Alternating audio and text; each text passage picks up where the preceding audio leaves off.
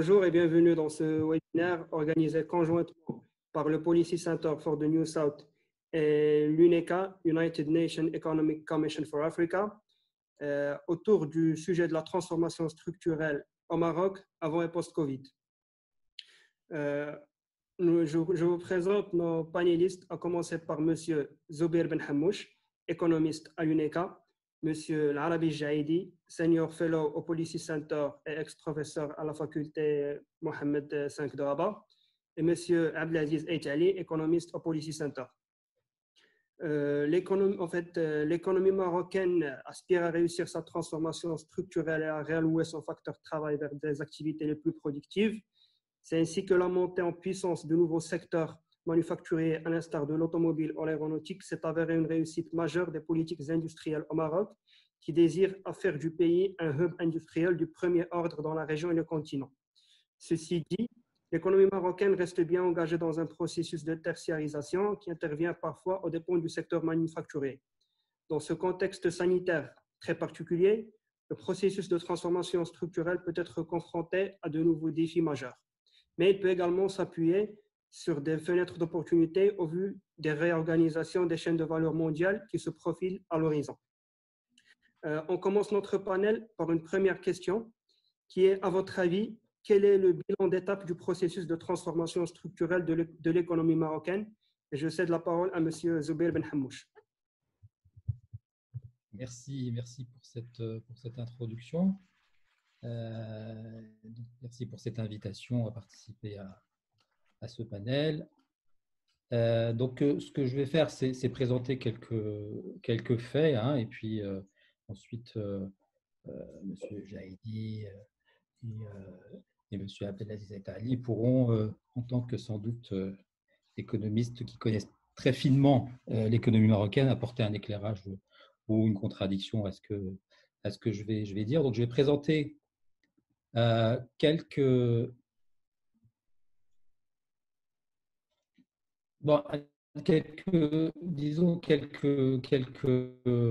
données sur le Maroc et d'autres pays de la sous-région économiques qui ne sont pas de la sous-région et qui peuvent être comparées à celles de la sous-région, pour un peu illustrer l'essoufflement, d'ailleurs dont tout le monde parle au Maroc depuis un moment, et d'où la réflexion sur le nouveau modèle de développement, hein, l'essoufflement un peu de la croissance, de la productivité, et la faible transformation structurelle au Maroc, mais aussi en fait dans toute la sous-région. C'est une caractéristique de la sous-région, à des degrés un peu plus ou moins différents, bien sûr, mais c'est globalement un fait qu'on observe.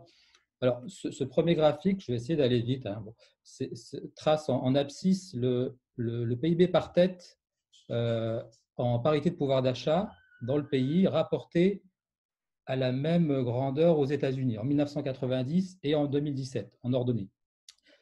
Vous savez que la classification des pays en termes de classe de revenus, low income, middle income, high income, donc il y a deux façons de faire. Soit on prend relatif, et l'économie qu'on prend comme référence, c'est les USA, ou alors on utilise les bornes, enfin les classes définies par la Banque mondiale en fonction de niveau de PIB par tête. Là, j'ai choisi la première option. Et donc, qu'est-ce qu'on voit? Alors ici, j'ai mis donc, le Maroc. On ne voit pas très bien ici, donc c'est la Tunisie et l'Égypte qui sont là. Ici, c'est l'Algérie. Et là, j'ai pris donc, 3 économies, la Turquie, la Pologne, puisque sur la période, vous voyez, avec l'ouverture en Pologne, et la Malaisie. Qu'est-ce qu'on voit en fait ici? On voit que globalement, ces 4 pays-là restent dans la même classe, ne sont pas parvenus sur la période à changer de classe quand on regarde en abscisse et en ordonnée, alors que ces pays-là, regardez ici, hein, donc ils étaient entre 0,2 et 0,4 du PIB américain. En 2017, ils sont passés au-dessus. Donc, il y a une sorte et ça, c'est du fait, comme on va le voir dans le graphique, dans le tableau suivant, c'est qu'ils ont connu une croissance plus rapide de leur PIB par tête. Et donc, si on regarde donc le Maroc ici, qu'est-ce qu'on voit? C'est que sur les dernières années, il y a un essoufflement de la croissance du PIB par tête en parité de pouvoir d'achat par rapport à la décennie précédente, et que globalement, donc si on prend les pays de la sous-région, c'est un peu pareil. On a la Tunisie, si vous voyez, la Tunisie a connu une grande décélération de son PIB par tête, beaucoup plus qu'au Maroc et l'Algérie aussi, vous voyez ici. Alors que d'autres pays, donc ce que j'avais pris en comparaison, comme la Turquie, vous voyez, c'est 4,4%, ou la Malaisie, qui est elle est en bas, donc presque 4%. Et donc, c'est ce qui explique, en fait, ils ont eu des croissances élevées, c'est ce qui explique qu'en termes relatifs par rapport aux USA, ils ont réussi à avoir un PIB relatif par tête plus élevé.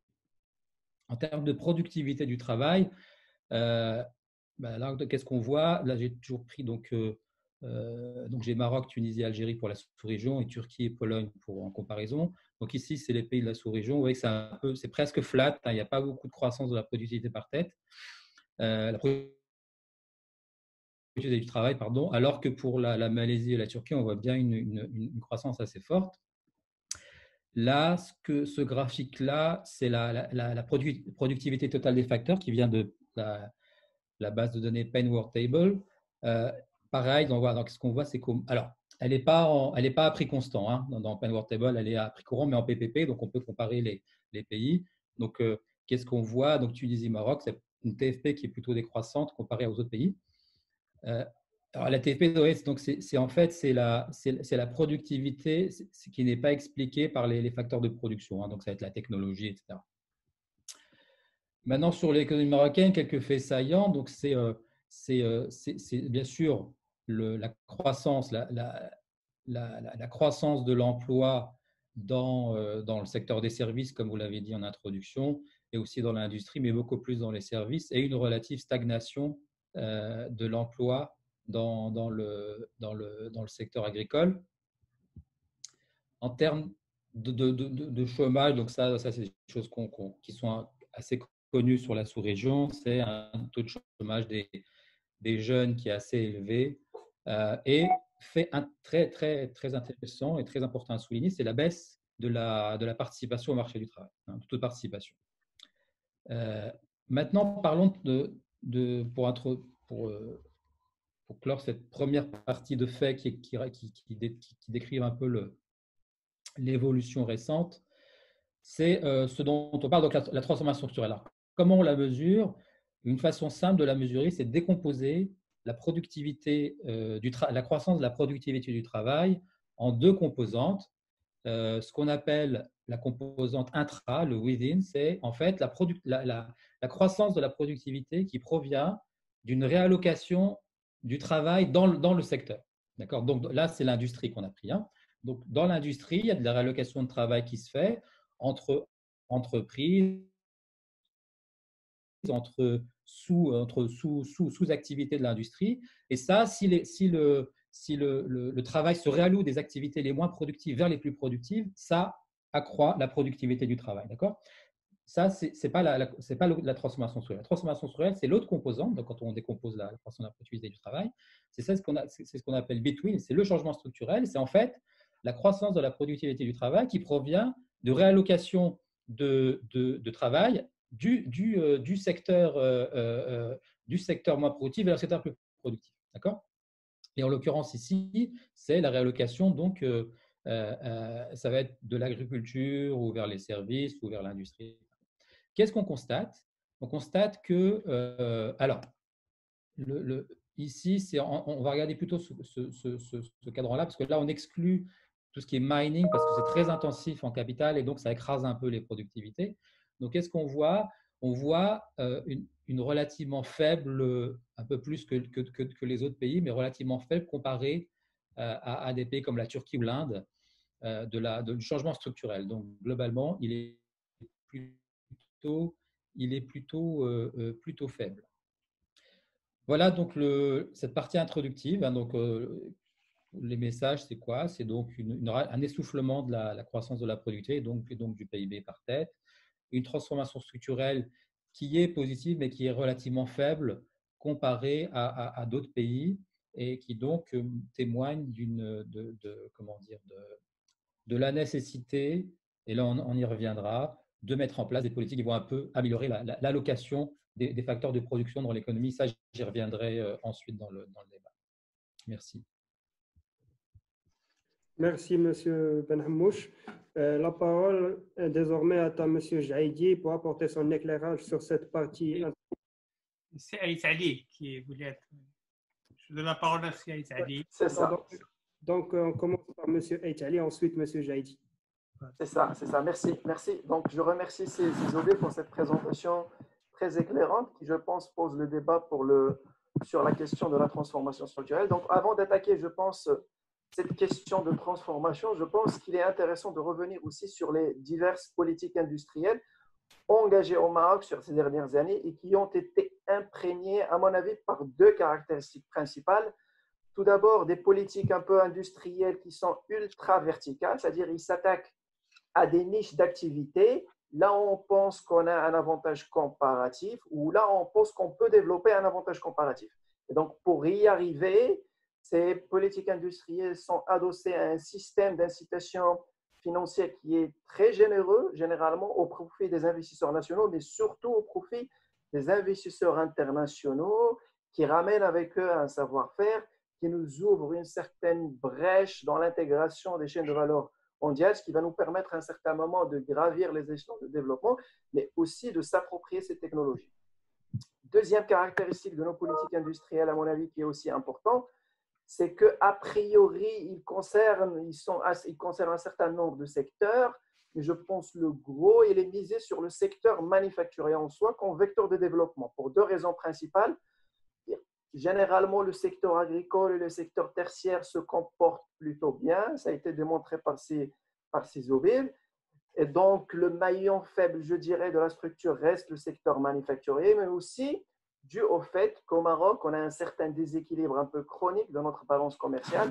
Et donc, on s'attend à ce que ce secteur manufacturier joue pleinement ce rôle dans la promotion du produit un peu national à l'échelle, au niveau des marchés internationaux. Donc, verticalité des politiques industrielles qui est coûteuse, car elle est adossée à des systèmes d'incitation, mais aussi centralité des politiques un peu qui concernent le secteur manufacturier. Donc, pour aller en détail sur la performance de l'économie nationale en termes de transformation structurelle et notamment le rôle du secteur manufacturier, je vais un peu utiliser la même approche qui a été développée par ces Benhamouche quant au rôle de la réallocation des facteurs de production, notamment le travail, dans l'explication de la croissance de la productivité. Et donc, il y a 5 ou 6 éléments qui se dégagent de manière générale sur l'analyse de long terme de la structure économique. Premier élément, c'est-à-dire que la productivité entre 2000 jusqu'à 2016, l'année où on s'arrête, c'est-à-dire la productivité, elle a évolué en moyenne aux alentours de 3, entre 3 et 3,5. Donc, ça rejoint le chiffre qui a été présenté par ces Benhamouche. Et sur ces 3,5, c'est-à-dire à peu près, selon notre estimation, à peu près le tiers nous provient de la réallocation effective du facteur travail du secteur un peu agricole, c'est-à-dire des secteurs à faible valeur ajoutée, vers des secteurs à niveau de productivité qui sont relativement plus élevés.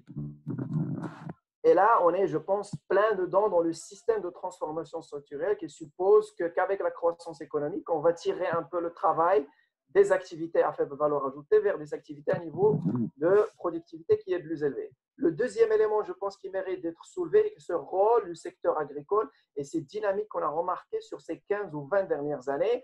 La productivité au niveau du secteur agricole, il a évolué à des taux allant au double de la moyenne économique, de la moyenne un peu de l'économie nationale, aux alentours de 6%. Cela est dû à des conditions climatiques un peu favorables, mais aussi à un déploiement d'une stratégie, je dirais, agricole ambitieuse qui visait à un certain moment l'augmentation de l'intensité capitaliste et le passage vers des cultures qui sont à plus forte valeur ajoutée. Mais le corollaire de cette dynamique et de ce progrès au niveau du secteur agricole, c'était que le secteur agricole a libéré massivement le travail, car on a assisté à une certaine substitution entre le facteur travail et le facteur capital. Et donc, sur les 15 ou les 20 dernières années, le secteur agricole a perdu quasiment 12% de son emploi, ce qui est l'équivalent à peu près à 500 000 emplois. Et donc, au lieu que le secteur manufacturier joue pleinement le rôle qu'on lui incombe, qui est pourvoyeur d'emploi à cette classe de travail qui a un niveau de qualification peu élevé, c'est en fait le secteur du BTP et le secteur un peu du commerce en détail, qui sont tous des activités quasiment informelles, qui ont pris cette responsabilité et qui ont pu servir de relais dans un premier temps à la force de travail, à cette force de travail. Le secteur de BTP, bien évidemment, il a profité de conditions macroéconomiques qui étaient bénéfiques, d'un engagement de l'État dans l'infrastructure, dans l'investissement dans l'infrastructure de base, mais aussi grâce à des politiques de soutien à la promotion immobilière de manière générale. Mais sauf qu'avec un peu l'éclatement de la bulle immobilière, le désengagement, un peu le resserrement plutôt du budget de l'État alloué à l'investissement en 2012-2013, on a remarqué que ce secteur s'est essoufflé et donc sa capacité toujours à générer de l'emploi n'est plus de mise. En même temps, le secteur manufacturier, en termes de sa structure, elle a perdu en termes d'emploi relatifs, elle a perdu et sa part dans la création de richesses était en baisse.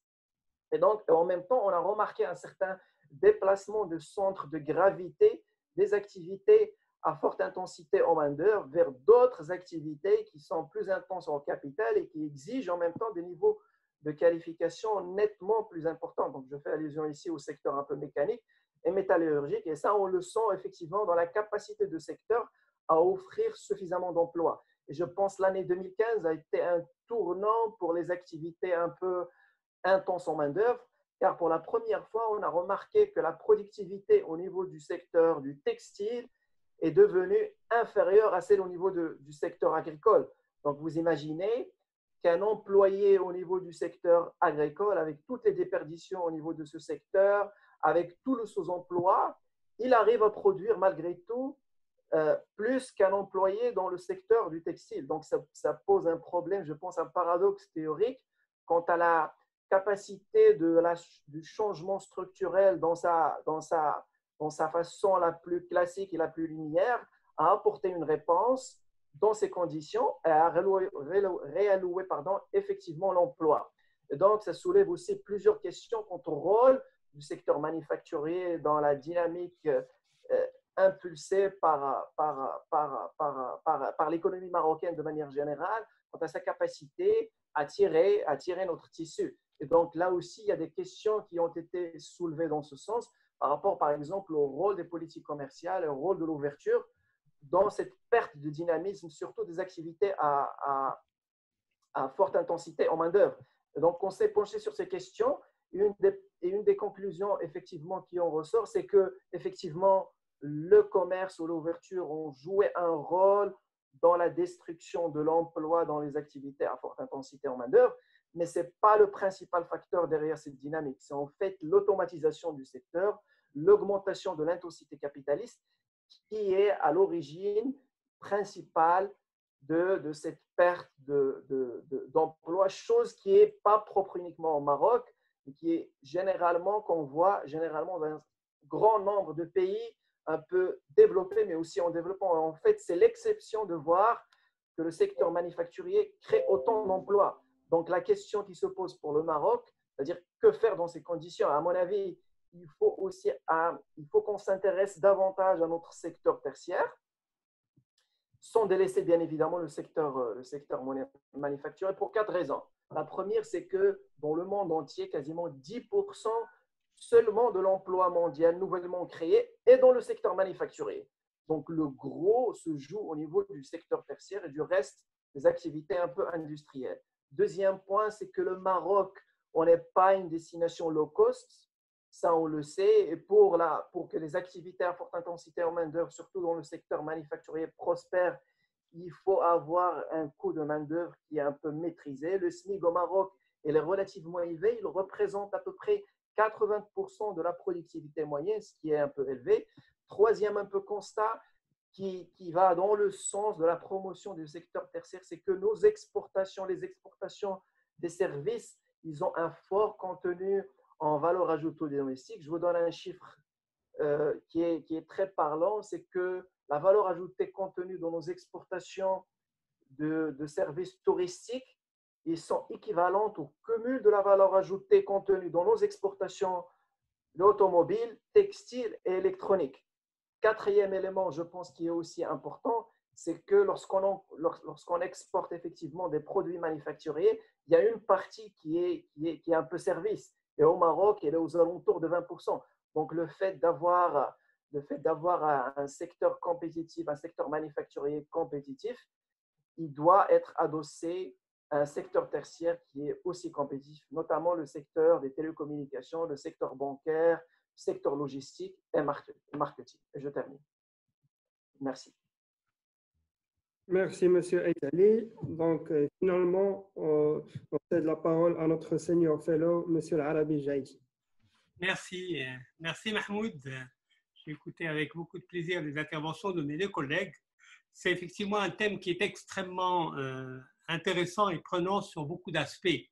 Parce que de toute façon, la réflexion sur la transformation structurelle, elle ouvre des perspectives d'analyse sur des questions qui sont extrêmement liées à cette transformation structurelle, c'est-à-dire, comme le disait le premier intervenant, c'est-à-dire la dynamique de la croissance ou l'essoufflement de la croissance, ça dépend comment on peut l'apprendre. En tout cas, pour le Maroc, il est tout à fait certain que depuis une dizaine d'années, il y a un essoufflement de la croissance par son rythme et en même temps par aussi sa capacité transformatrice qu'il faudrait prendre en considération. Mais l'analyse évidemment de la transformation structurelle d'une économie ou d'un pays appelle un regard multiple. C'est-à-dire à différents niveaux d'analyse de cette transformation.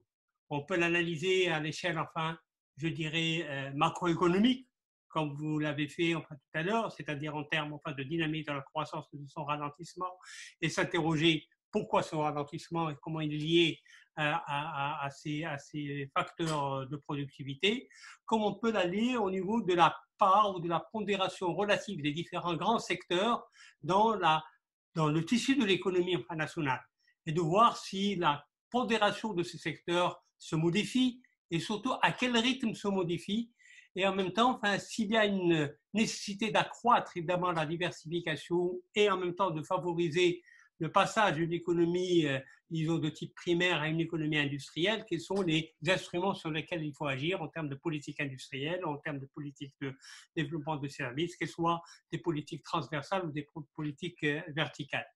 Mais en même temps, on peut aussi chercher à mieux voir la transformation structurelle qui peut être pas suffisamment perceptible à travers les données globales, macro-sectorielles, à l'échelle des analyses sectorielles en tant que telles, et quelles sont les transformations à un niveau plus granulaire que connaissent à la fois le secteur agricole ou le secteur des services ou le secteur de l'industrie de transformation, mais qui peut-être n'ont pas encore donné tout leur impact sur l'effet macro-sectoriel, mais qui sont en cours d'un processus. Je crois que c'est un regard sur lequel il faudrait aussi se pencher, parce que parfois le premier peut être un prisme déformant. C'est déformant en quelque sorte, il ne saisit pas les dynamiques fines qui sont en train de se produire à l'échelle d'une économie, qui sont porteuses de plus grande croissance peut-être dans l'avenir. Et en même temps, on peut aussi s'interroger sur la transformation structurelle à partir d'une autre lunette, d'un autre regard, c'est celui du regard microéconomique. C'est-à-dire qu'est-ce qui se passe à l'échelle des entreprises dans leur transformation de procès de travail, de procès productifs, de la combinaison des facteurs de travail, de l'organisation de cette composition du travail, de l'introduction de la recherche et développement appliqué, etc., de la capacité des ressources humaines à être aussi un facteur de transformation à l'intérieur, évidemment, du processus de production. Je crois que ce sont ces regards multiples qui, évidemment, font que ce thème est extrêmement riche. Évidemment, il n'est pas question d'épuiser tous ces aspects dans une rencontre de cette nature, mais je vais essayer d'apporter quelques éléments d'appréciation de manière complémentaire à ce qu'ont avancé évidemment les collègues. Et il me semble, moi, je choisirais peut-être une des définitions parmi les définitions de la transformation structurelle, parce que vous savez que la littérature a donné lieu à beaucoup d'analyses de ce concept, d'approche de ce concept. Je dirais qu'en fait, une transformation structurelle d'une économie, elle peut se mesurer à la fois par sa diversification productive et par sa montée en gamme dans le sectoriel. Donc, diversification productive, c'est-à-dire combien de produits ou de variétés de produits sont créés ou produits par une économie et comment évolue cette diversification productive. Là on analyse évidemment la transformation à l'échelle des produits, que ce soit des produits agricoles ou des produits de services ou des produits enfin manufacturés. Et la montée en gamme, c'est-à-dire le degré, comme vous le savez, de sophistication de ces produits. Combien ces produits intègrent de la technologie ou des compétences humaines beaucoup plus valorisées, parce que c'est évidemment ce sont ces produits qui sont à forte valeur ajoutée qui aujourd'hui font ou créent la dynamique de la croissance d'une manière générale et permettent à un pays de mieux se positionner dans la chaîne de valeur mondiale. Donc ce sont là enfin deux approches ou deux critères qui évidemment nous interpellent pour mieux lire et en même temps observer qu'est-ce qui se passe enfin, dans notre économie enfin, marocaine. Parce que si nous nous arrêtons à ce que je disais tout à l'heure, c'est-à-dire l'approche macro-sectorielle de la transformation structurelle, on verra évidemment sur pratiquement ces 20 dernières années, il y a très peu de changements de poids relatifs entre la part du secteur des services qui est la plus importante enfin, dans la configuration du système productif de l'économie marocaine, autour de 55 à 57% selon les années, par rapport à un secteur primaire, notamment de l'agriculture, qui occupe quelque chose comme 15 à 17%, selon évidemment aussi l'environnement enfin, pluviométrique, etc. Et vous avez enfin l'industrie ou le secteur secondaire, de manière globale, qui occupe quelque chose comme entre 25 et 28% enfin, du PIB. Mais si vous prenez enfin ces trois grands secteurs, vous allez voir qu'il n'y a pas de grands changements, et que parfois ces changements peuvent aller dans l'amélioration de la position d'un secteur ou la régression d'un autre de manière très conjoncturelle. Tout dépend évidemment enfin, de l'évolution de beaucoup de facteurs sur lesquels je ne vais pas intervenir ici.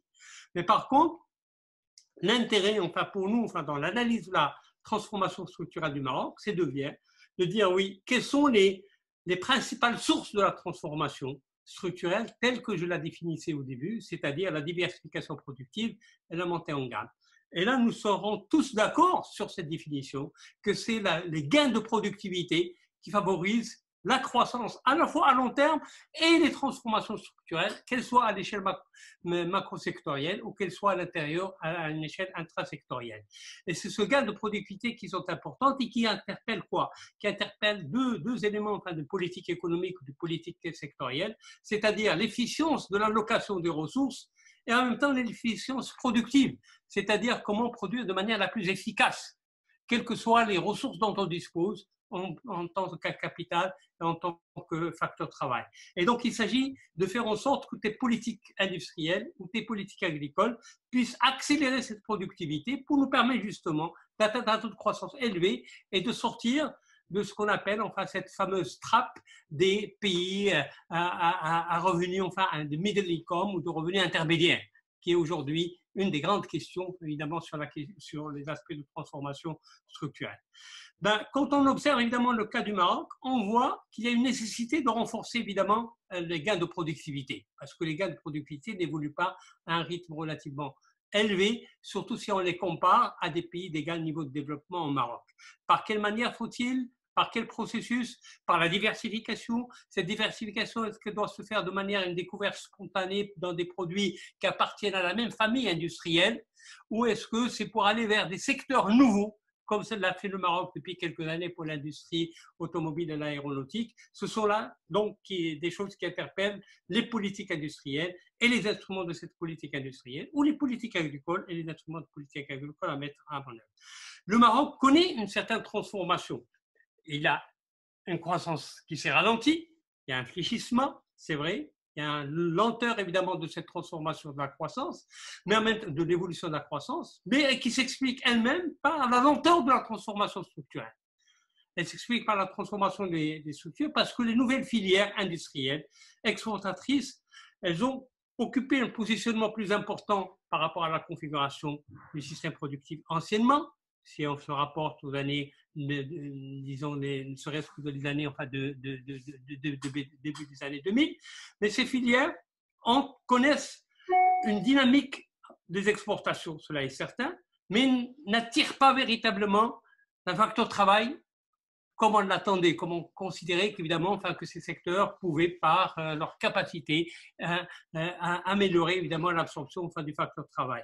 Et parallèlement à cela, on voit que le processus de transformation est là, parce que si on prend la nomenclature des biens exportés par le Maroc, En général, on retient toujours dans les analyses comparées un panier de 5000 biens produits. Ben, on reste un peu de manière stagnante sur les 1300, les 1400 produits que l'on exporte. Et donc, par conséquent, il n'y a pas véritablement d'entrée vers la maîtrise de nouveaux types de produits et qui en même temps peuvent être exportés dans le marché international. Donc la montée en gamme est une montée en gamme limitée par le fait que la sophistication des produits est relativement lente, n'évolue pas de manière très forte.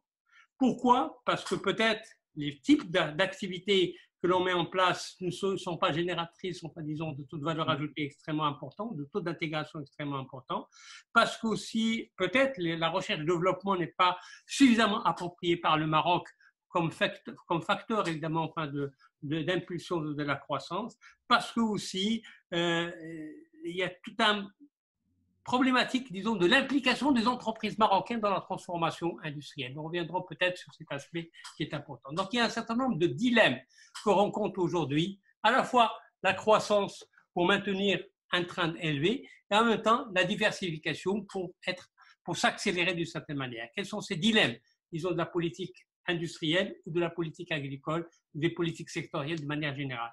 C'est notre transformation est lente, et nous n'arrivons pas à atteindre cette frontière technologique et en même temps, même on n'arrive pas à atteindre cette frontière, je dirais, de potentiel de la croissance, c'est-à-dire de la mobilisation de l'ensemble des facteurs disponibles aujourd'hui de l'économie nationale et de leur réaffectation de manière efficiente. Nous avons un autre dilemme, c'est celui de la compétitivité de l'économie marocaine, c'est-à-dire qui est déterminée par sa spécialité, qui reste sur des gammes de valeur ajoutée relativement réduites, avec un tissu d'entreprise qui est un peu poreux et en même temps qui s'effrite parce qu'il n'arrive pas à se densifier de manière très très forte, notamment dans les relations entre les grandes entreprises et les petites et les moyennes entreprises. Et ce qui ne permet pas au Maroc de gagner en termes de compétitivité au niveau international. C'est ce qui fait que ces exportations, au-delà de la limite des produits qu'il exporte, géographiquement restent très limitées à un certain nombre de pays, notamment des pays européens et des pays européens du Sud. L'autre dilemme, évidemment, qui me paraît important de la transformation, c'est la productivité, comme vous l'avez mentionné, qui pour moi est un facteur extrêmement important sur lequel on pourrait se pencher tout à l'heure dans la discussion pour voir pourquoi justement les facteurs, l'évolution de la productivité globale des facteurs peine véritablement à connaître un rythme plus soutenu. Cela évidemment est lié, comme je le disais tout à l'heure, à l'utilisation des facteurs et notamment la recherche-développement, la compétence en ressources humaines, etc. Donc, quelle est la réponse à apporter à cette lenteur de la transformation structurelle de l'économie marocaine? Il faudrait évidemment avoir un objectif important dans nos politiques sectorielles, c'est celui d'accélérer la diversification, chose auquel je faisais référence au début de mon intervention, parce que c'est l'indicateur le plus important, évidemment, de cette transformation structurelle. Accélérer la diversification, cela veut dire quoi? Cela veut dire, dans un premier temps, avoir une stratégie, une vision de long terme sur quels sont les secteurs sur lesquels vous pouvez vous positionner, même s'il n'y a pas d'avantages comparatifs donnés de manière définitive ad vernam aeternam, mais les avantages comparatifs aujourd'hui se créent. Ils se créent par votre capacité à mettre en place les dispositifs nécessaires, les facteurs nécessaires, la qualification en ressources humaines et en même temps la recherche et développement qui vous permettent demain de vous positionner sur des produits à valeur ajoutée relativement élevée. Et construire ce qu'on pourrait appeler les complémentarités sectorielles. Complémentarité sectorielle, aujourd'hui, nous le savons, entre la frontière entre l'industrie et le service est en train de s'estomper d'une certaine manière. Donc, par conséquent, il y a une vision à faire de l'articulation de ces deux secteurs pour que notre tertiarisation aujourd'hui de l'économie, puisque nous avons 56%, 57% du PIB qui est créé par les services, ne soit pas une création par des services uniquement traditionnels, classiques, de l'administration ou du commerce, mais que l'on se positionne aussi sur les services qui sont les plus porteurs de transformation structurelle. Il y a une évolution évidemment dans ce sens, mais elle n'est pas suffisamment importante. Donc cette complémentarité à la fois sectorielle et cette complémentarité intersectorielle.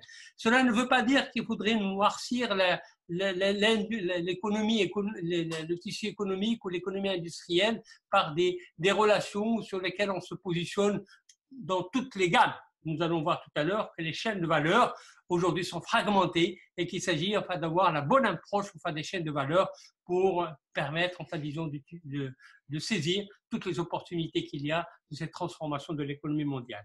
Et puis faire progresser le contenu technologique de nos activités productives, le contenu technologique de nos produits et permettre justement, à partir de l'amélioration de la productivité globale des facteurs, d'être plus compétitif et de s'orienter mieux vers l'exportation, parce que c'est le marché international qui peut être aussi une dynamique véritablement capable de tirer l'économie vers la transformation structurelle, enfin recherchée ou souhaitée. Voilà enfin quelques remarques préalables que je voulais faire dans cette première intervention. Merci, Monsieur Jaïdi, pour vos éclaircissements. Dans un second temps, on passe à la question de l'impact que pourrait avoir la pandémie de la COVID-19 sur le processus de transformation structurelle du Maroc, surtout que ce choc ne va pas certainement se limiter à révéler les faiblesses structurelles de l'économie marocaine, mais il va certainement les exacerber. Donc, je cède la parole à Monsieur Zoubir pour avoir son avis sur la question.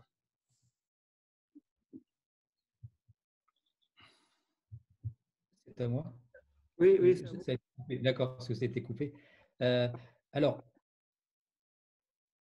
je pense que la conversation, moi, en tout cas, personnellement, avant d'aborder directement le post-Covid, j'aimerais revenir aux raisons pour lesquelles la transformation structurelle au Maroc, mais globalement dans la sous-région, parce que c'est un peu les mêmes, grosso modo, il y a une catégorie de raisons qui sont les mêmes pour tous les pays. Et d'ailleurs, revenir à ça, ça permettra d'orienter le post-Covid aussi. C'est pour ça que je voulais le faire. Donc, je vais partager. Donc, on a dit la transformation structurelle au niveau macro, quand on compile les données, on a relativement faible transformation structurelle, même s'il y a des choses qui se passent à l'intérieur de l'économie et des secteurs. Et M. Jaïdi faisait référence au fait qu'il fallait regarder à l'intérieur même des secteurs et même au niveau des entreprises. C'est justement ce qu'on a commencé à faire dans un travail qui date de 2018, mais qu'on poursuit actuellement sur le cas plus spécifique du Maroc et quand on avait fait sur la sous-région. Et l'une des raisons pour lesquelles on a dit transformation structurelle, c'est une réallocation des facteurs de production entre activités. Et quand ça va vers des activités plus productives, effectivement, ça fait plus de productivité. Mais au final, ça se passe entre entreprises. D'accord ? C'est au niveau des entreprises que ça se passe. Et alors, la question qui se pose, c'est qu'est-ce qui ferait que finalement, les ressources n'iraient pas aux entreprises qui sont les plus productives, celles qui peuvent en créer le plus de richesse en les utilisant. Et bien, c'est ce qu'on appelle les distorsions. Et les distorsions, il y en a beaucoup de natures différentes. Il y a les qui sont connues sur un plan théorique, mais c'est tout ce qui est la perfection de marché. Enfin, mais c'est aussi dans l'intervention de l'État lui-même. L'État peut créer des distorsions. Des exemples de l'Inde dans les années 70-80, avec des grosses distorsions dans l'intervention, par exemple dans la taxation, avec dans le système de taxation qui mettait des taxes qui étaient beaucoup plus élevées dès que la taille de l'entreprise dépassait un certain seuil. Du coup, ça limitait la croissance. Alors, les distorsions, donc, il y a distorsion quand les ressources ne vont pas vers les entreprises les plus productives. Alors, comment est-ce qu'on peut mesurer un peu l'ampleur de ce phénomène dans les économies? Alors, fort heureusement, il y a une littérature très riche qui s'est développée depuis le milieu des années 2000, un peu plus. Alors, une façon de faire, c'est de regarder la dispersion des productivités. Si le marché fonctionne bien, s'il n'y a pas de distorsion, normalement, on a une sorte de convergence des productivités. D'accord ? Donc, on a une distribution qui devrait être plus centrée. Si ce n'est pas le cas, on aura quelque chose d'un peu plus, avec des queues de distribution, quelque chose d'un peu plus de décalé selon à gauche ou à droite, selon selon que l'effet négatif ou positif.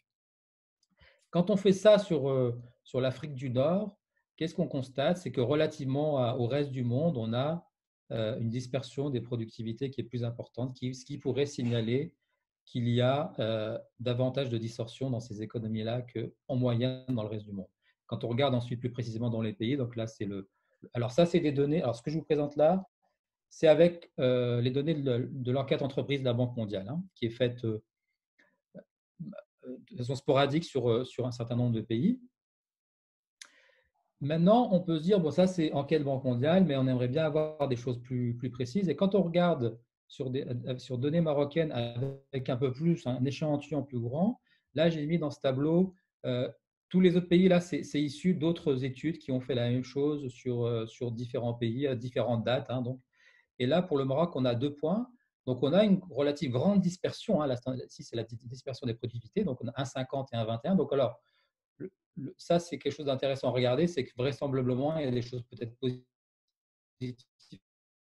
qui sont passées entre 2006 et 2014 hein, et qui ont peut-être conduit à une meilleure allocation des ressources dans l'économie. Donc, mais si on compare, bon, évidemment aux USA, donc on a une relativement grande dispersion des productivités, ce qui veut dire et voir les comprendre, les quantifier et regarder même à l'intérieur des secteurs, est-ce qu'elles affectent différemment des secteurs? C'est ce qu'on est en train de faire. Et donc, les résultats ne sont pas achevés, donc je ne peux pas les présenter, mais ça, c'est pour illustrer le fait que c'est sans doute un angle intéressant à regarder et qui va, comme on va en discuter, nous éclairer sur le post-Covid, un peu ce qu'il faudrait faire pour… Les raisons de ces distorsions, bon, alors, il y a des distorsions qui vont affecter les facteurs, d'accord, le capital et le travail. Donc, les distorsions sur le marché du capital, les distorsions sur le marché du travail. Je vais regarder que ces deux-là, ici, je vais vous présenter quelques éléments sur ces deux-là uniquement. Mais il y a beaucoup d'autres distorsions possibles dont je ne parlerai pas ici, mais qui sont présentes dans le rapport de 2018. Pardon. Si on regarde la dernière enquête entreprise de la Banque mondiale, il me semble que c'est 2019 sur l'économie marocaine. Et là, les entreprises ont la question qui leur a été posée, c'est les obstacles qu'elles rencontrent dans leur activité. On a 8,6% accès au financement, 16%, quasiment 17% dans la corruption et l'accès à des qualifications, ça c'est quelque chose qui est assez connu, mais également la taxation. Bon. Si on veut regarder un peu, les données sur l'accès au crédit, donc là, bon, la source la plus classique, c'est Doing Business, où le Maroc performe plutôt pas mal, hein, comparé à d'autres pays de la sous-région. Hein. Il y a le score de 51, donc 51, c'est pas mal. Par contre, ce qu'on voit, c'est qu'il y a vraisemblablement des choses à faire du côté de l'accès au crédit encore, avec un score qui est moins bon donc, que le score global. Et j'ai mis ici donc, c'est comparable hein, pour les autres pays de la sous-région, avec à des degrés différents. Donc, un problème sans doute à regarder du côté des contrats, en fait. Hein. Tout ce qui est contrat autour du crédit, des choses qui évidemment, et aussi ici la protection de la propriété, qui est une chose assez importante pour pour le financement. Hein. Et donc, ici, j'ai mis les deux scoring entre l'accès au crédit et la protection de la propriété. On voit que globalement, dans la sous-région, ces problèmes sont liés à des degrés plus ou moins différents hein, quand on regarde bien sûr les scores, mais quand on compare à la Turquie ou à la Chine, là, j'ai mis c'est quand même assez, un écart assez important. Donc, il y a des choses à regarder sur l'accès au financement. Sur le marché du travail aussi, donc là, bon, je ne vais pas revenir là-dessus, mais je les ai présentés, mais il y a une distorsion qui est potentiellement utile à regarder.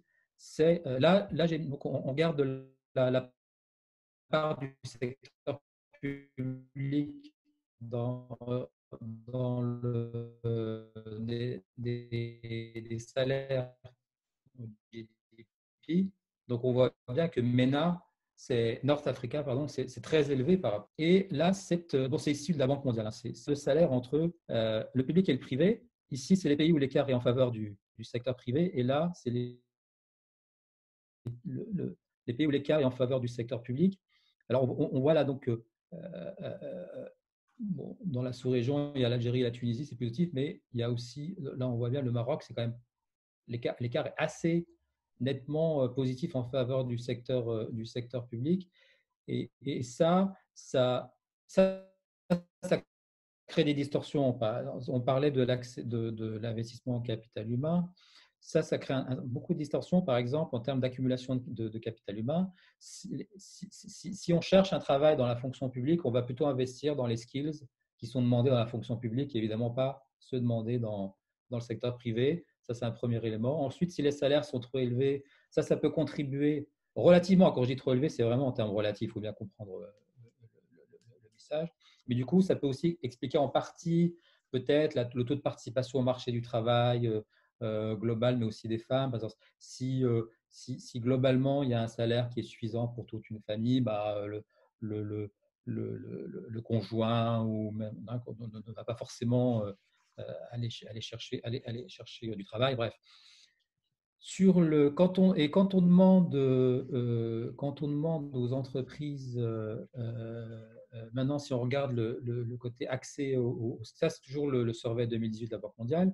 Donc, on voit quand même que celles qui disent que ce n'est pas un obstacle, c'est seulement 36-37%. Toutes les autres, à des degrés différents, disent que c'est plutôt un obstacle d'avoir les qualifications. Donc ça, encore une fois, c'est quelque chose qui est plutôt assez connu. On en parle beaucoup dans la sous-région, mais c'est un élément de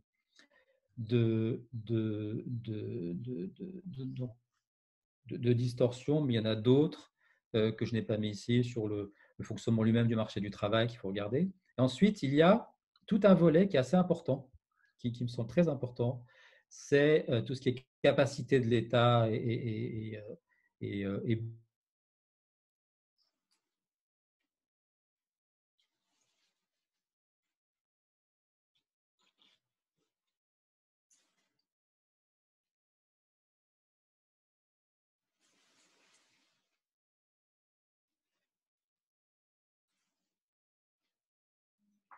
Vous entendez? Non. Vous Je pense entendez? que ça a été bloqué. Ouais. C'est à partir des capacités de l'État et de la bureaucratie. Vous pouvez reprendre?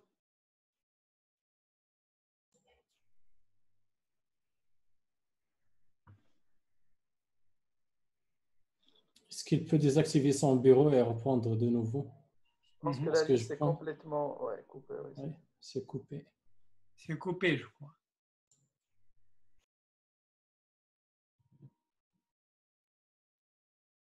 Vous n'avez pas lui parler au téléphone?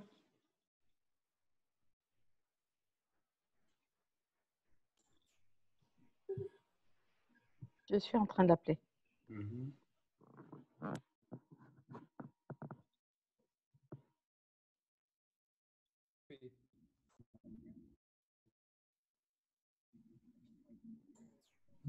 Elle utilise le 4G pour l'Internet. Allô? Oui. J'ai été déconnecté, je suis désolé.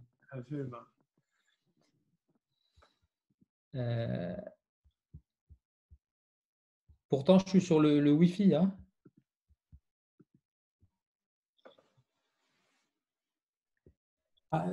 Sur le Wi-Fi, elle a été coupée. Ça y est, vous me… Oui, non, oui, je suis sur le Wi-Fi. Mais en fait, ça me dit que ma connexion Internet est instable. C'est ce message-là tout le temps. Ouais.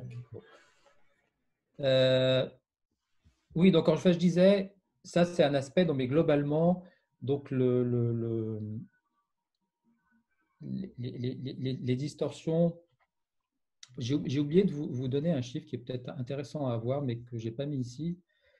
C'est un peu c'est de faire l'exercice intellectuel, enfin, donc, sur données, hein, de dire si j'éliminais les distorsions, pas si je les éliminais. Bon, oui, si je les élimine, mais le cas plus vraisemblable, c'est si je les si je les si je les mets au niveau de l'économie américaine. D'accord, c'est un peu l'économie qui est prise de base, hein, de benchmark.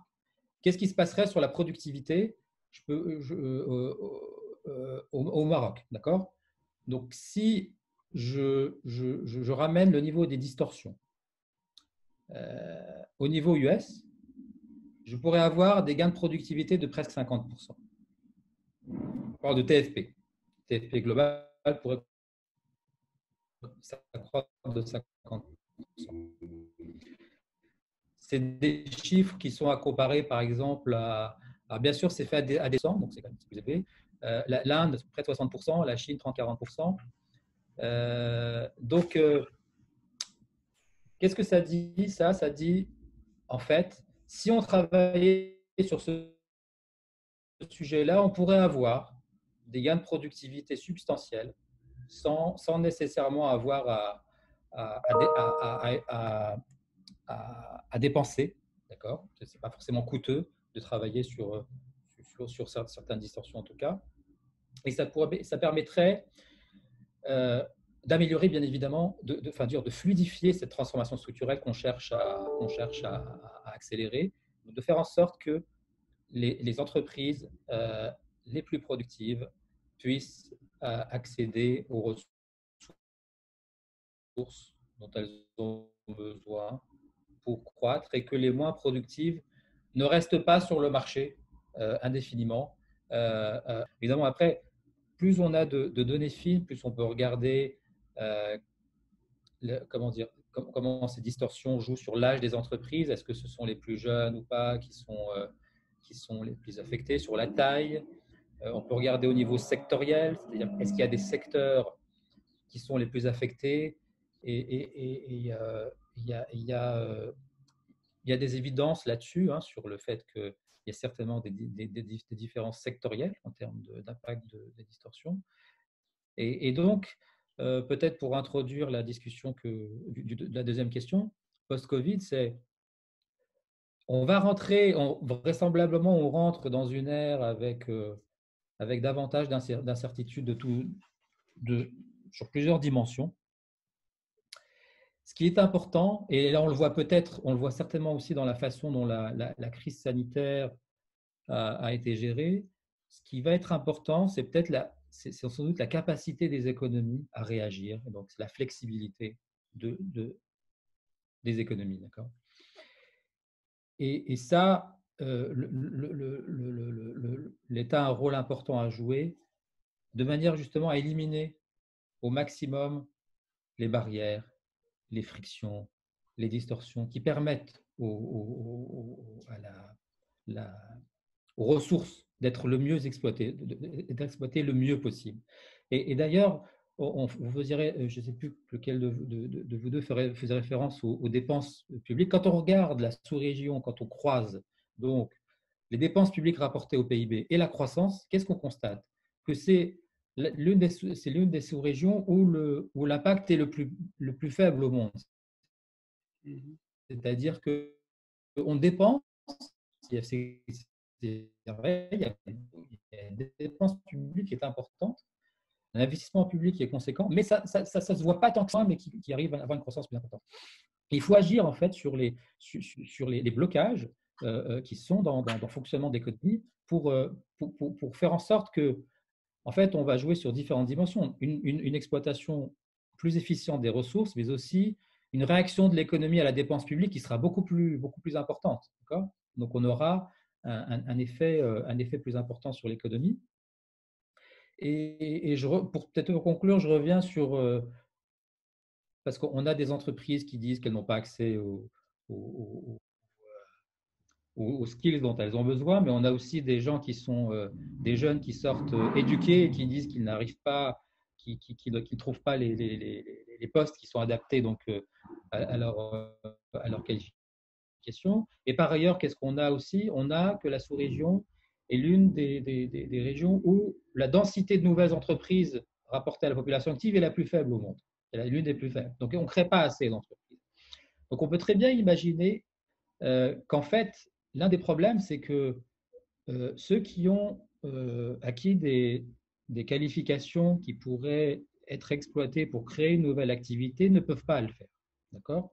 Donc, ils se retrouvent obligés à aller chercher finalement un job dans des entreprises qui ne savent pas exploiter leur qualification, qui ne peuvent pas exploiter leur qualification et qui n'offriront pas forcément du coup la possibilité à l'intérieur de l'entreprise de faire fructifier ce skill. Et donc, on aura un rendement d'éducation globalement, et ça, dans le rapport dont je vous parle en 2018, on a des chiffres qui le documentent, un rendement de l'éducation qui est, au niveau macro est plutôt faible. Si on faisait en sorte que ceux qui ont la capacité d'utiliser leurs skills pour créer des entreprises avec, vous parliez tout à l'heure, M. Jaradi, du mode d'organisation, ben oui, c'est-à-dire que si je peux créer, j'ai une certaine qualification, je crée mon entreprise et je peux créer des types de postes qui vont demander des qualifications qui sont importantes aussi. Donc là, on va avoir une sorte de complémentarité qui vont se créer entre les skills du créateur de l'entreprise et ceux qui vont travailler avec lui. Et du coup, ça va créer un effet d'entraînement dynamique. Mais là, du coup, pour ça, il va falloir jouer sur différents obstacles. Alors, pourquoi il n'arrive pas à créer son entreprise? Il n'a pas accès au financement. Peut-être que par ailleurs, il y a des difficultés bureaucratiques à pouvoir créer une entreprise, des accès à certains biens publics qu'il n'a pas. Donc, en fait, peut-être finalement, il y a une conjugaison de beaucoup de distorsions qui bloquent tout ça et que le fait de les limiter va évidemment créer un effet d'entraînement sur beaucoup de dimensions et permettre à la fois de croître plus vite, de se transformer structurellement plus vite, de réagir plus efficacement à la dépense publique, etc., etc. Voilà. C'est ce que je voulais comme introduction à cette deuxième question présentée. Merci, M. Benhamouche, pour votre présentation assez intéressante. M. Etchali, à vous la parole à présent. Oui, merci, Mahmoud. Donc, peut-être avant de parler de la question de la COVID et son effet je vais rebondir peut-être sur les éléments qui ont été abordés par Sizobé. Donc, cette question, comme il a dit, qui est centrale des distorsions et sa façon avec laquelle elle handicape la transformation structurelle, ce qui fait qu'on est dans une structure qui est globalement rigide, où les activités sur lesquelles on mise trop n'arrivent pas à se développer.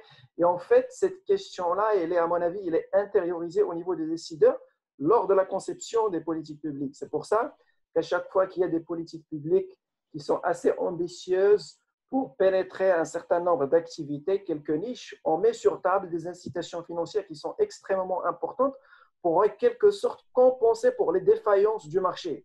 Et donc, à chaque fois qu'on voudrait développer un certain nombre de secteurs, on opte pour ces incitations qui sont parfois financières, mais également en nature, au lieu d'aller vers des réformes qui sont transverses, qui concernent de manière générale le fonctionnement du marché de travail, le fonctionnement du marché de crédit, l'éducation, qui tôt ou tard, on va devoir s'y attaquer parce que la croissance, le fait de baser notre système de croissance sur des secteurs qui à leur tour sont basés sur des investisseurs internationaux qui ont du mal à tisser des liens avec le système économique national, notamment des PME, ça va à un certain moment s'essouffler. Et donc, le Maroc, actuellement, serait difficile pour lui de redéployer la même stratégie, par exemple, qu'il a mis en place au niveau du secteur automobile.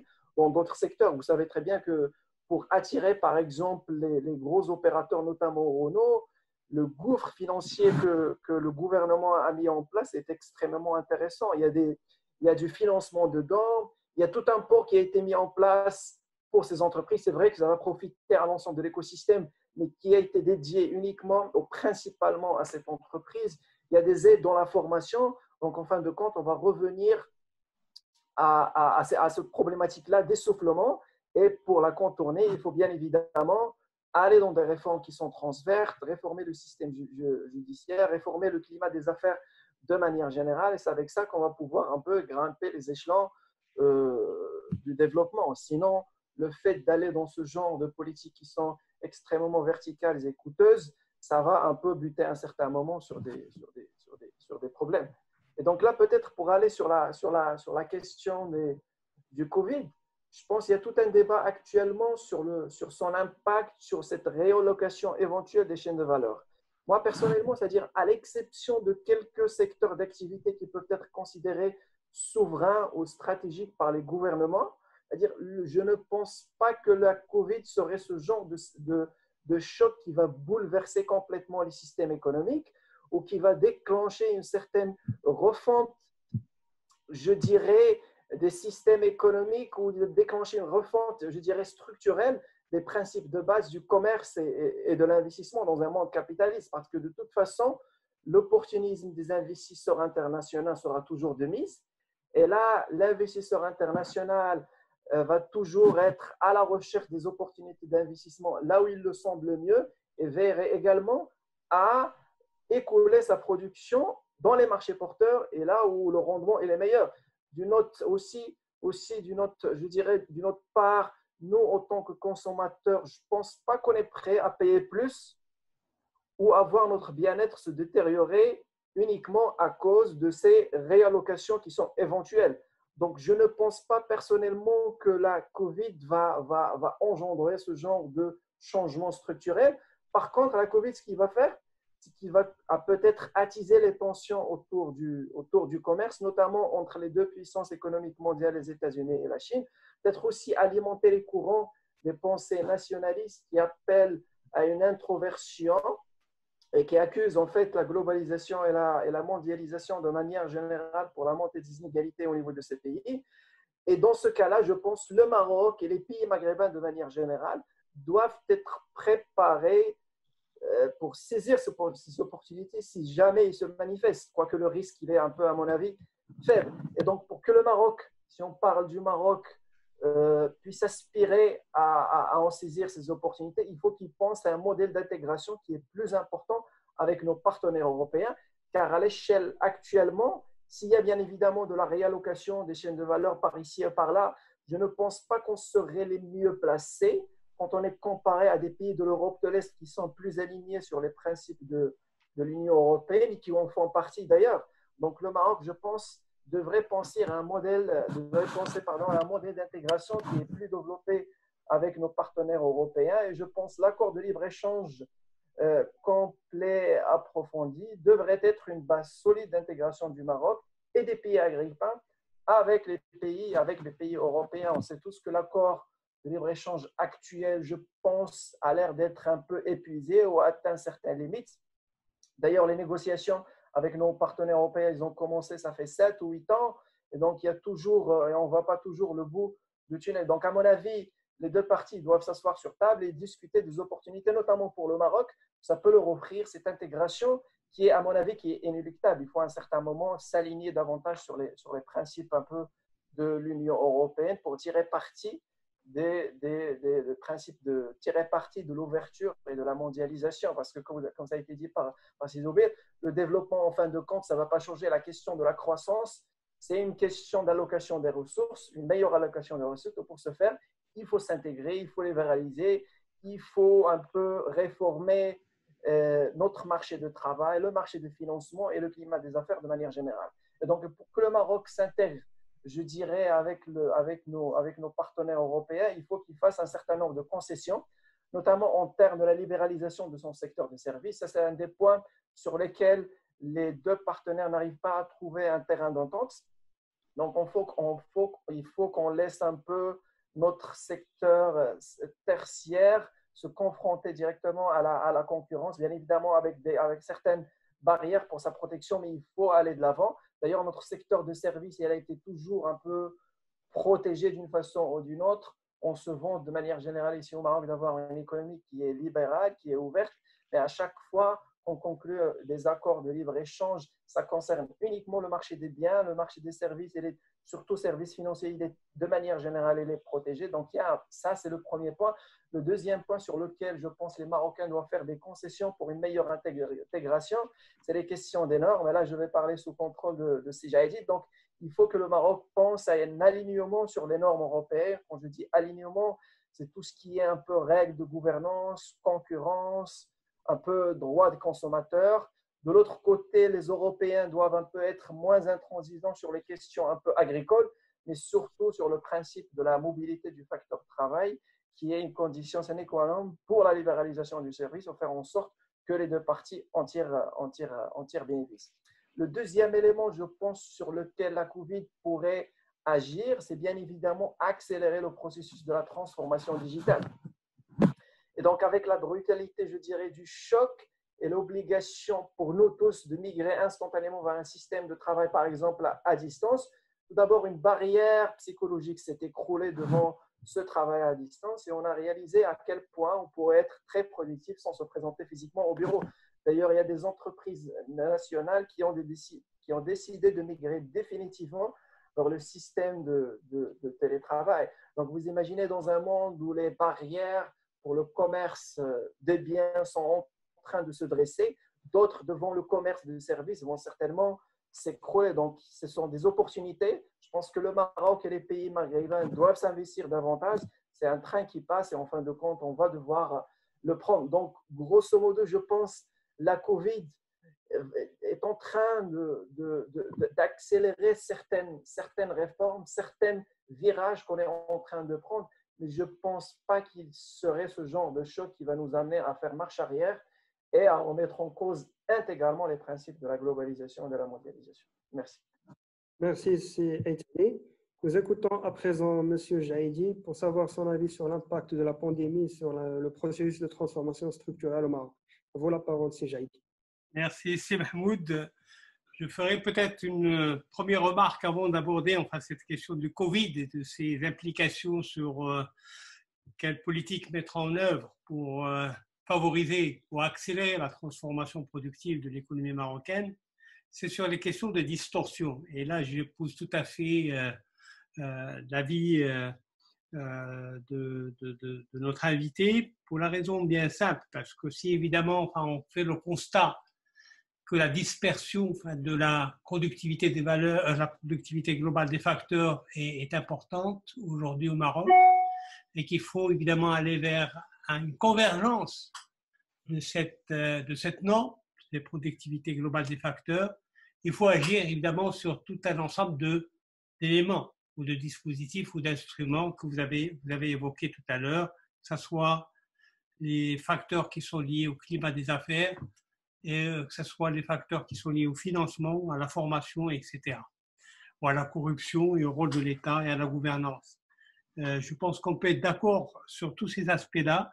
Je dirais quand même avec une nuance qui est la suivante. Dans toute politique de développement sectoriel, il y a parfois nécessité d'avoir des systèmes d'incitation qui sont différenciés, qui sont même, je dirais, discriminants, parce qu'on fait un choix de donner plus, je dirais, ou de favoriser mieux tel secteur, parce que l'on considère que c'est à partir évidemment du choix que l'on fait pour encourager ce secteur que l'on peut arriver à un certain nombre de résultats et d'acquis. Donc la question d'éliminer les distorsions, oui, mais pas jusqu'à aller vers une forme de neutralité des dispositifs. L'État doit garder cette possibilité de discriminer, de différencier le système incitatif en fonction évidemment de ses objectifs, à condition que cette discrimination ou cette différenciation du système incitatif ne doit pas être sur la longue durée, ne doit pas favoriser justement la création d'une situation de rente et créer des barrières à l'entrée pour d'autres acteurs. Donc la transparence et l'évaluation évidemment de l'impact de ces dispositifs, voir dans quelle mesure ils donnent les résultats escomptés et éventuellement les ajuster ou les éliminer. Nous savons évidemment souvent que dans nos pays parfois, il y a des sédiments de systèmes incitatifs qui se mettent en place et qu'on oublie dans le temps jusqu'à ce qu'ils produisent évidemment des résultats tout à fait contraires à ce qu'on attendait, c'est-à-dire à aller vers une absence d'allocation efficiente des ressources. Donc, je tenais à dire cela parce que toute la réflexion évidemment réside évidemment dans cette capacité de l'État d'être ce régulateur était évidemment enfin, cet animateur, je dirais, enfin, du dynamique enfin, de développement en fonction des objectifs qu'il atteint, mais en même temps de l'auto-évaluation qu'il fait ou l'évaluation qu'il fait de ses résultats ou de ses engagements ou de ses rapports avec le secteur privé dans la création d'un climat des affaires favorable au monde d'entreprise. Le deuxième aspect, c'est évidemment le lien avec le Covid aujourd'hui. Je suis d'accord avec Aïtali en disant que le Covid a changé beaucoup de choses, c'est un choc. Il va certainement induire un certain nombre de révisions ou de réajustements des stratégies de nos partenaires, tenant compte du fait qu'aujourd'hui, même dans les pays du Nord, la question de la souveraineté économique devient pratiquement un thème central autour duquel va se définir demain les politiques de développement ou les politiques de croissance ou disons, les plans de relance à moyen et long terme de ces économies. Et cette notion de souveraineté est définie comme étant tout simplement une réappropriation, je dirais, de toutes les activités ou de tous les secteurs qui, à un certain moment, à partir de la dynamique de la mondialisation et de l'accélération de la mondialisation, ont pu être relocalisés ailleurs. Et donc, aujourd'hui, la question de savoir où ira cette volonté de réallocalisation ou de relocalisation, pardon, enfin, des activités qu'un certain nombre de pays ont fini par perdre dans leur dynamique, évidemment, d'insertion dans l'économie mondiale. Je pense qu'il faut être aussi prudent sur cet aspect-là. Prudent dans quel sens?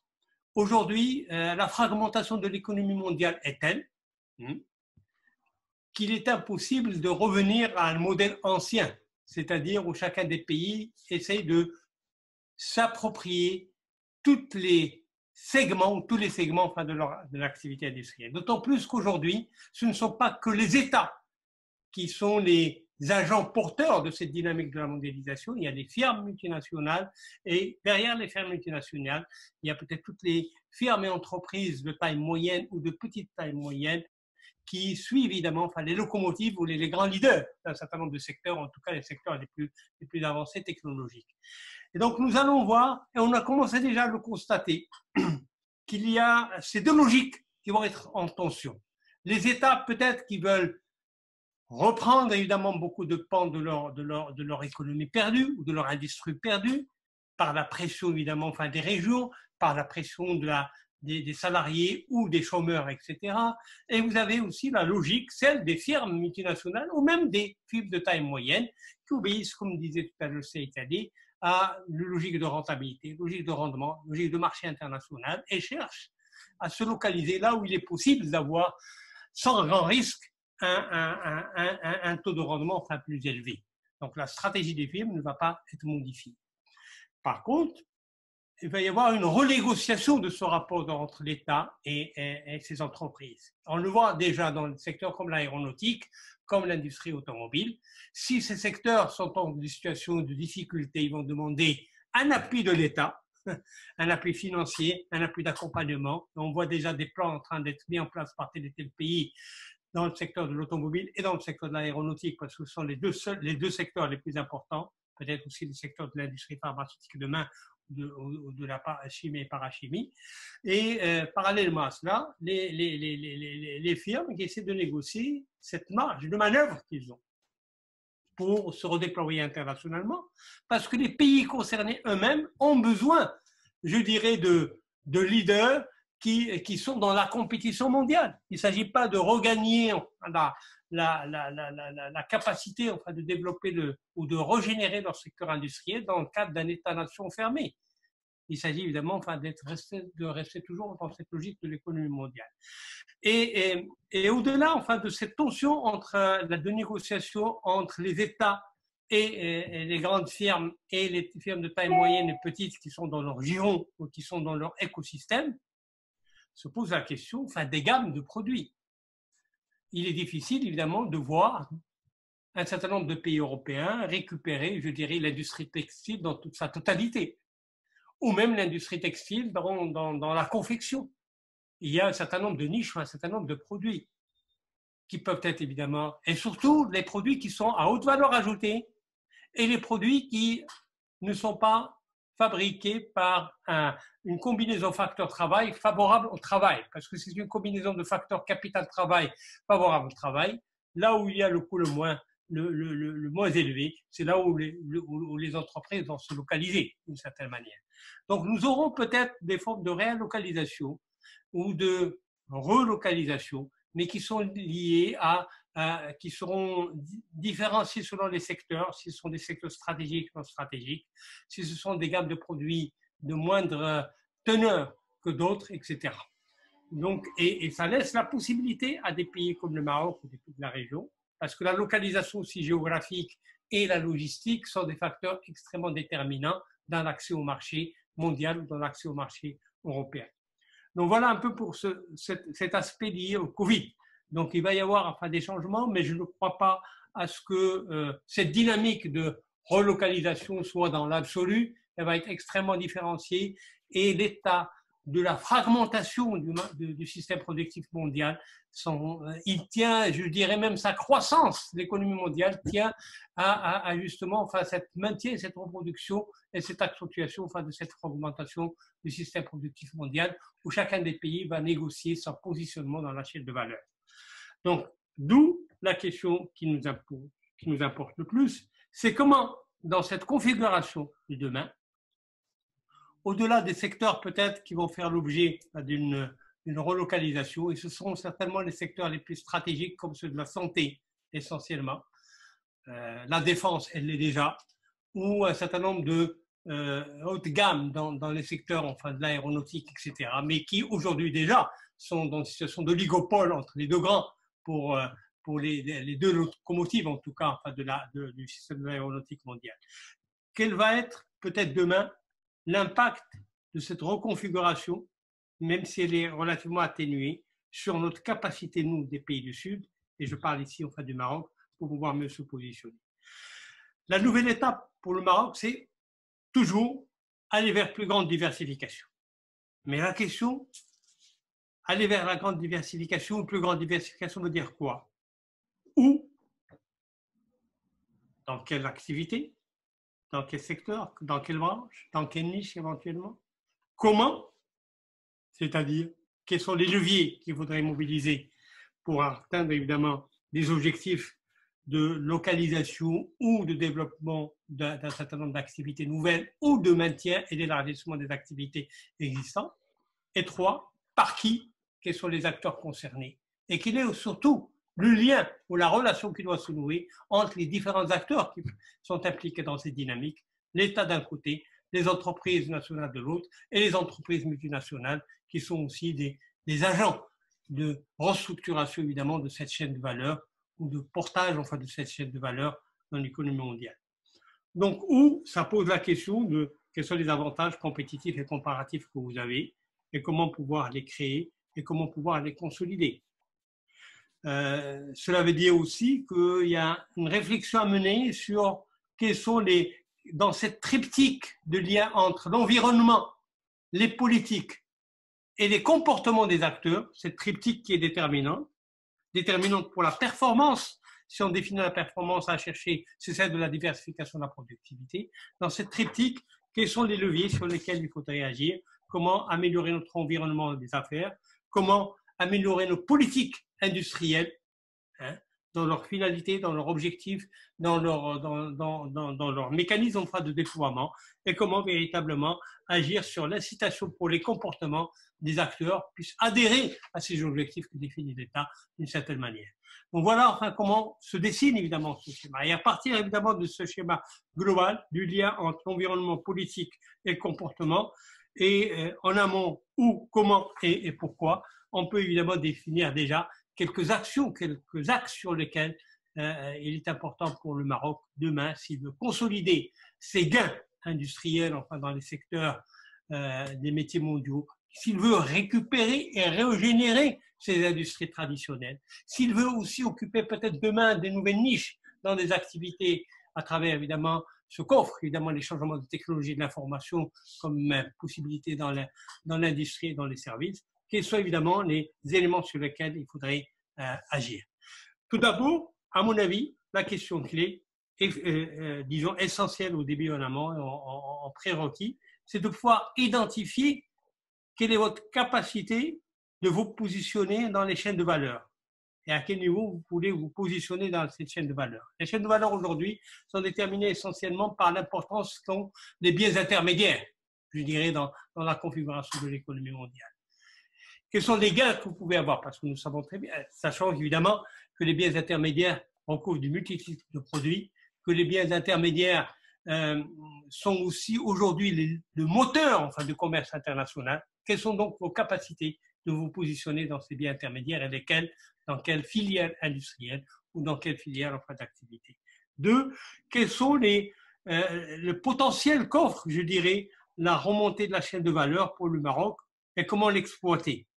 Comment l'exploiter par l'externalisation, par la relocalisation, par l'attractivité, par la mise en place d'un certain nombre de capacités enfin, d'attirer évidemment enfin, l'investissement étranger et de définir le meilleur lien entre le capital étranger et le capital national dans la dynamique évidemment de ce secteur. Comment renforcer les fondements de la compétitivité de votre économie? Comment réformer, comme vous le disiez tout à l'heure, les marchés pour que les marchés soient transparents, pour que les marchés soient ouverts, pour que les marchés ne soient pas bloqués dans leur dynamique par un certain nombre d'entraves et par un certain nombre de barrières à l'entrée, comme je disais tout à l'heure, d'où les lois d'une politique de commerce et de la concurrence qui sont transparentes et qui sont véritablement sur lesquelles l'État veille à ce que les transactions commerciales soient les plus transparentes possibles. Et comment améliorer les deux facteurs clés, enfin disons de la revalorisation de votre capacité d'attractivité enfin de l'investissement étranger, c'est-à-dire les ressources humaines et en même temps la recherche appliquée.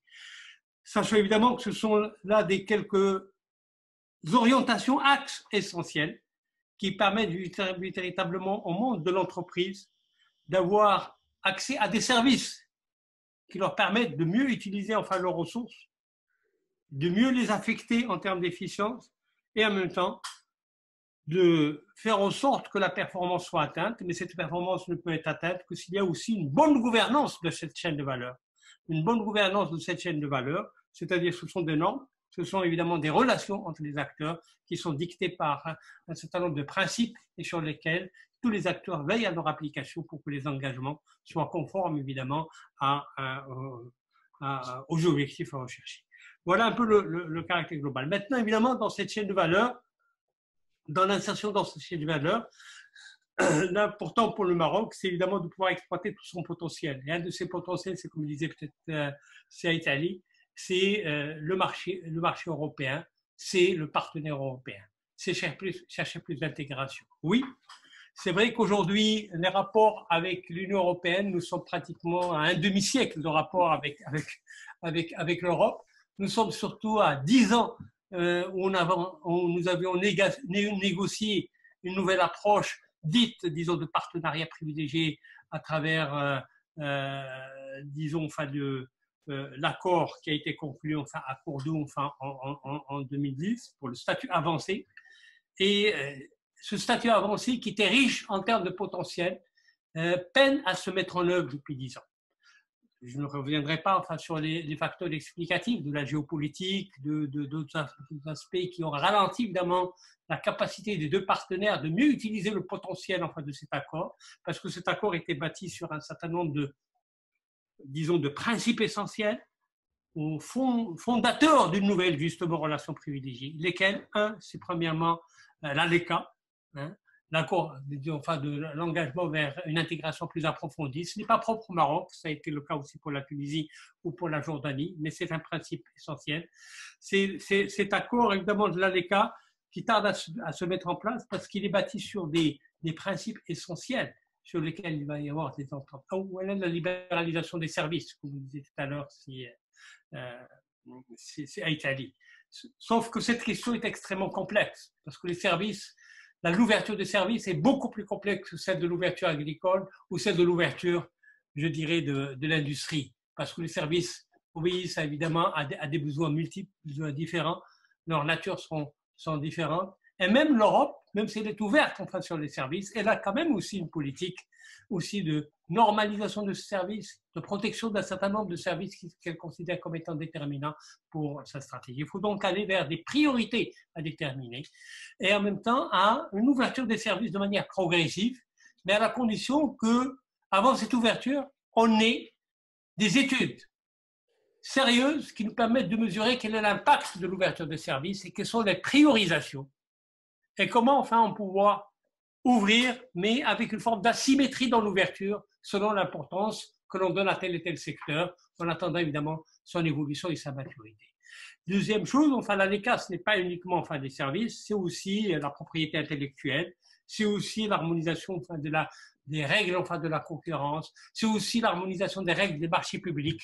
Il y a des avancées qui ont été faites sur ce terrain-là, mais pas en fonction de ce qui était attendu, parce qu'on pensait justement qu'à travers le jumelage, ou l'opération jumelage qui a été lancée entre le Maroc et l'Union européenne, le jumelage des administrations, pour rapprocher l'ensemble de la réglementation des différentes administrations, qu'elle allait très rapidement être opérationnelle pour nous permettre justement de disposer d'un certain nombre de normes techniques et de normes sociales qui nous habilitent à rentrer dans le marché unifié, le marché européen, sans être dans une logique de barrières non tarifaires qui vont s'opposer à nos biens parce qu'ils ne sont pas conformes à certaines normes.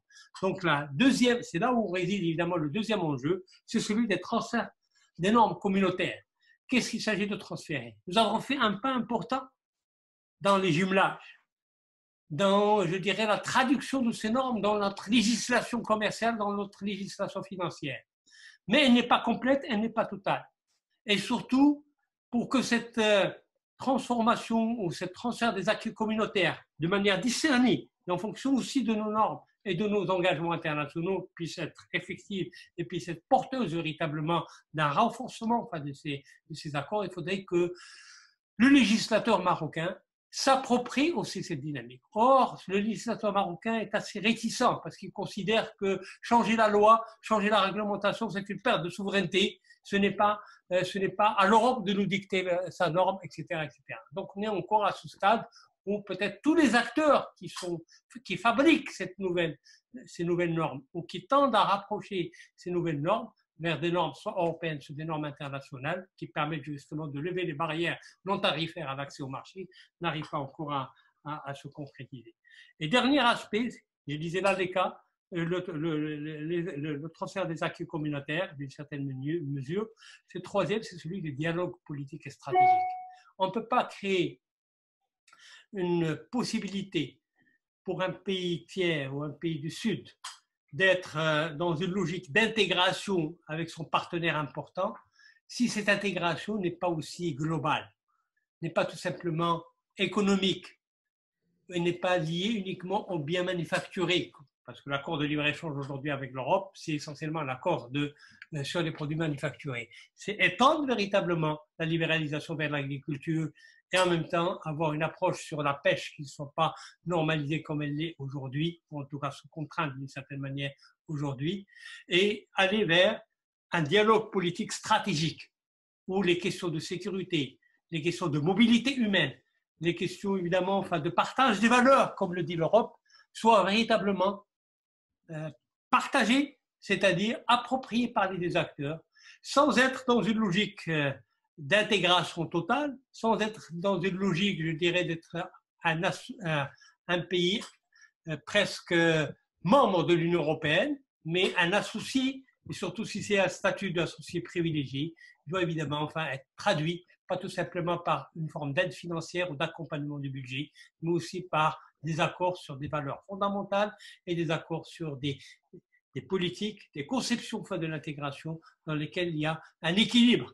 Parce que nous sommes dans une situation d'asymétrie, l'essentiel c'est d'aller vers une forme d'équilibre qui nous permette de faire converger nos économies. Et là, c'est aussi un des enjeux de la diversification productive, c'est d'aller vers une forme de convergence, pas tout simplement disons, enfin de la productivité globale des facteurs, mais de revenus. Et pour être dans la convergence des revenus avec nos partenaires, il faudrait évidemment s'engager sur les différentes dimensions de ce partenariat. Merci. Donc, merci, M. Jaïdi, pour cet exposé assez exhaustif. Sur ce, nous arrivons à la fin de notre conférence. Nous remercions encore une fois nos trois intervenants, M. Ben Hammouch, M. Etali et M. Jaidi, ainsi que notre partenaire l'UNECA. Et on vous dit à une prochaine conférence avec le Policy Center for the New South.